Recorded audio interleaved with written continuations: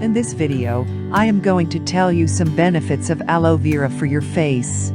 If you want to know the top 11 benefits of aloe vera for your face, then visit our website. The link is in the description below. First benefit of aloe vera is cleansing. You can use aloe vera as a cleansing ingredient.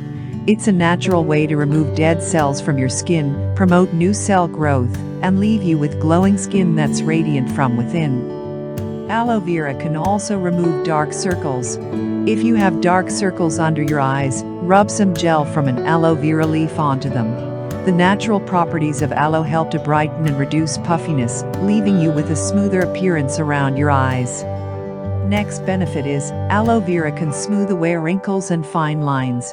You'll find that using aloe vera for its anti-aging benefits is inexpensive, easy to use, and completely safe. With proper use of aloe vera gel to reduce wrinkles and fine lines around your eyes, mouth, cheeks, or any other part of your face you desire a youthful appearance, you can get it. If you want to get complete guide, read our blog. The link is in the description below.